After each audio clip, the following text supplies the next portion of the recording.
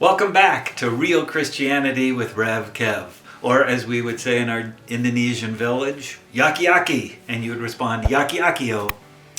Now, I know a lot of you didn't spend time in an Indonesian village, but you're probably raised in a family where you dealt with discipline. I remember growing up, I got disciplined a lot. Life was just all about these rules and regulation and these guidelines, and I wanted to be a young kid. I wanted to do what I wanted to do. I wanted to be selfish. And I realized that those rules and guidelines were out of love. They weren't just developing my actions, but they were developing and changing my heart. I remember hearing the song Leader for the Band by Dan Fogelberg, and he talked about his dad's thundering velvet hand. I could relate to that, but it was a good thundering velvet hand, and that it helped to guide me. That same kind of idea is what Christianity is about.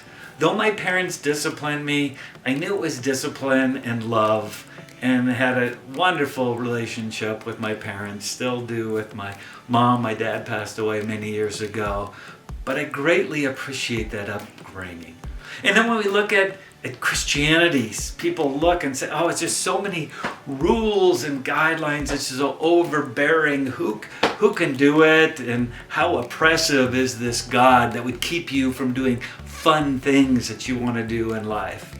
And as we go back and look at Christianity, God created everything. He created mankind in His image to have a relationship with Him. And we chose rebellion. We chose to do what we wanted to do. We chose to just say, hey, no, I'm more important. That relationship with God that He created us to have was broken. And throughout the years, God sent prophets. He pursued that relationship with mankind and finally sent His Son, who suffered and died and rose again to help restore that relationship that we could have with Him. So during all of our brokenness, God still pursued, and our role is to respond in this relationship. And you say, well, this is a different kind of relationship. Yeah, yes, it is.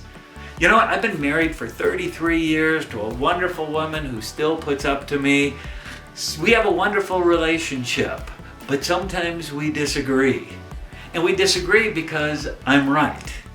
But that's kind of the definition of a disagreement, right? We both agree we're right. We have to kind of listen and find out what's the bottom line in this and work through it. Now, when I have a disagreement with God in that relationship, He's right. It's not me. I have to look and say, why would He require this of me?